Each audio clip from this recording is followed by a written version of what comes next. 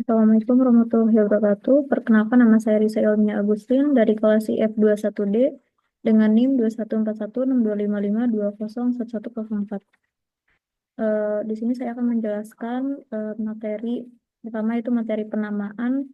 Di sini ada pengenalan nama servis. Dalam sistem terdistribusi, nama servis digunakan untuk menunjukkan ke suatu sumber yang beragam dan tersebar seperti komputer, layanan servis, file, remote, objek yang dapat memudahkan pengguna.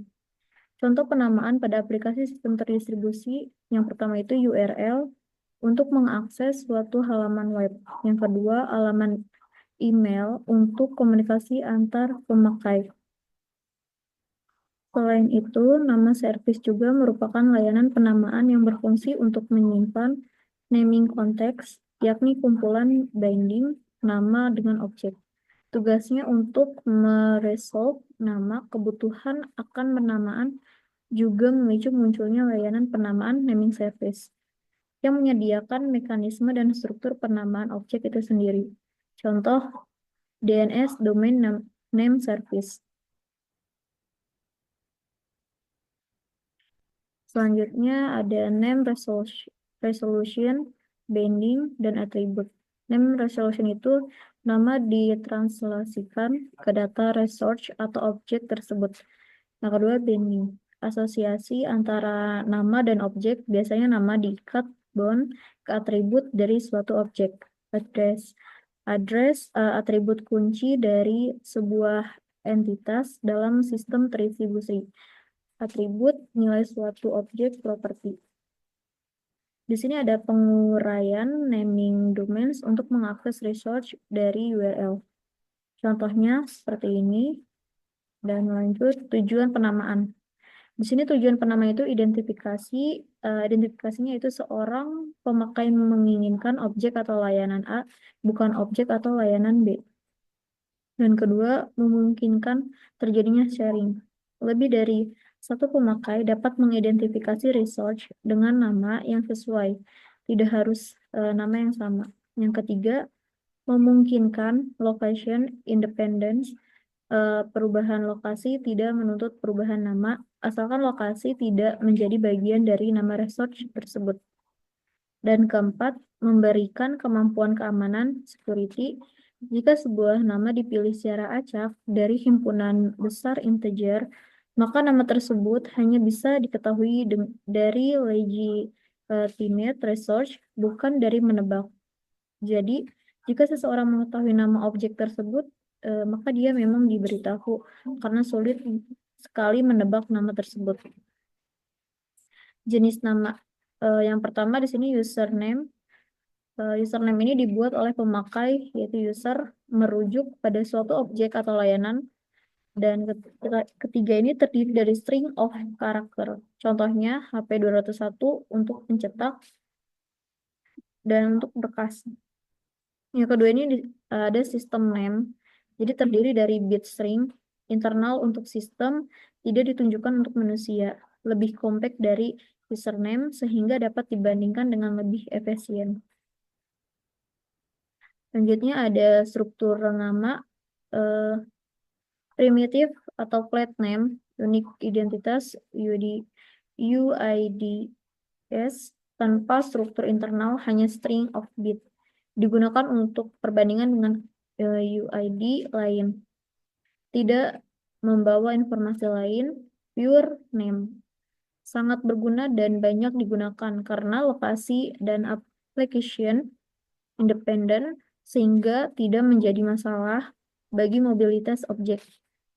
Yang kedua, seragam, file size.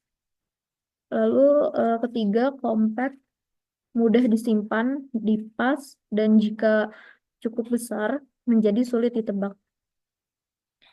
Selanjutnya, struktur nama precision name atau singkatannya dari PN.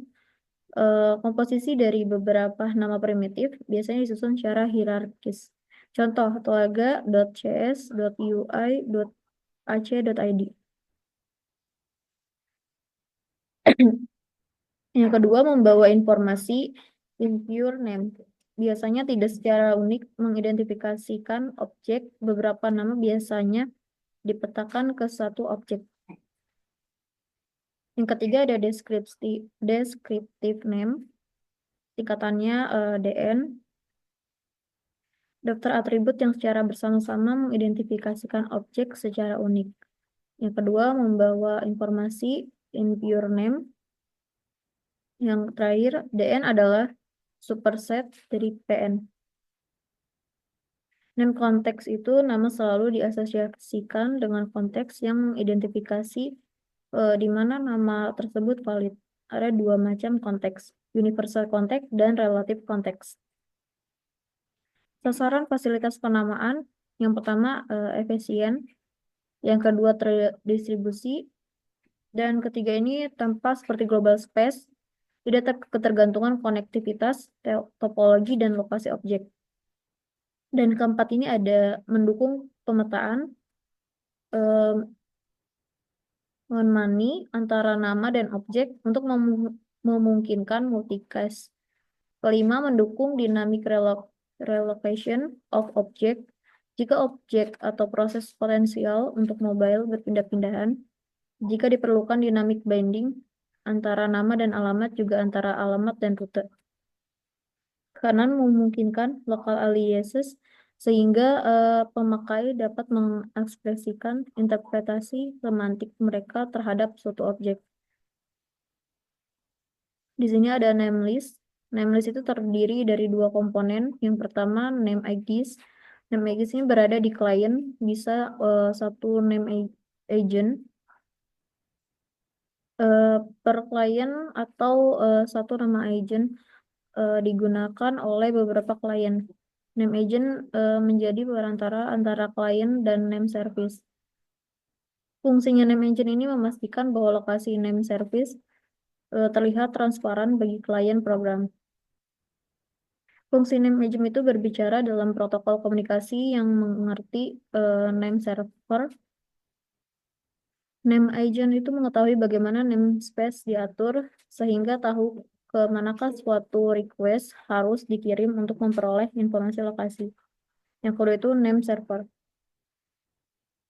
Name agent menggunakan basis data terdistribusi yang terdiri dari tuple, nama, lokasi, atribut. Contoh atributnya itu jika resource adalah printer, maka atribut dapat menyatakan apakah objek dapat melakukan pencetakan PostScript atau tidak.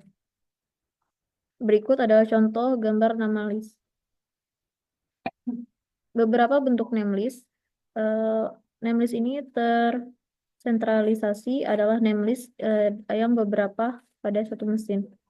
Kelebihannya itu layanan cukup dilakukan dengan melihat name list. Kedua, waktu yang dibutuhkan antara registrasi objek dan saat objek tersebut dapat diakses sangat singkat. Yang ketiga itu mudah untuk memperoleh daftar objek aktif. Kekurangannya itu for resilience, jika node crash terjadilah malapetaka. Dan kedua, kemacetan membatasi availability. Kedua, name list teraplikasikan penuh digunakan untuk mengatasi kekurangan name list tersentralisasi. Masalahnya itu untuk menjaga konsisten, jika name list direplikasi, maka setiap perubahan harus terreplikasi di semua copy. Pembacanya itu read, bagaimana jika informasi yang diperoleh ternyata sudah usang atau ada beberapa replika yang tidak dapat diakses. Solusinya itu sebuah name server dipilih sebagai master dan selalu mereplikasikan secara akurat state of the world. Name server lainnya bertindak sebagai pemberi petunjuk yang belum tentu benar. Yang ketiga, propagasi informasi antara master dan replika di saat sepi. Kelebihannya itu tidak perlu suatu central name server di mana seluruh stasiun tergantung pada nama server tersebut. Masih relatif mudah memperoleh daftar objek dalam suatu jaringan di mana suatu name list itu terisi dengan informasi yang dibutuhkan. Lalu ketiga, availability, meningkatkan lokasi objek dapat ditemukan oleh lebih cepat dari namelist tersentralisasi. Kekurangannya itu menggunakan lebih banyak memori dan potensial timbul masalahnya itu tidak konsisten. Name server and navigation, navigasi dan name server di sini memiliki arti petunjuk pengaksesan nama data dari lebih dan satu satu name server untuk menyelesaikan suatu pemetaan nama resolve a name yang di dalamnya terdiri tiga metode, yaitu ada iterative navigation. Jadi agen tetap memegang kendali proses resolusi sebuah nama. Server mengembalikan status resolusi dan alamat server yang harus dihubungi selanjutnya. Selanjutnya ada non-cursive and recursive server controlled navigation. Jadi aktivitas itu berpindah dari server ke server sehingga nama selalu diresolve dalam konteks yang baru. Multiple server transparan bagi name agent. Agent tidak sibuk, server harus menyimpan return address untuk setiap outgoing lookup dan secara keseluruhan bekerja keras. Domain name system. Domain name system itu merupakan sebuah name service sebagai standar penamaan pada internet. Database DNS diterapkan dengan sistem partitioning yang terbagi-bagi dalam suatu zone berdasar domainnya dan letak geografis.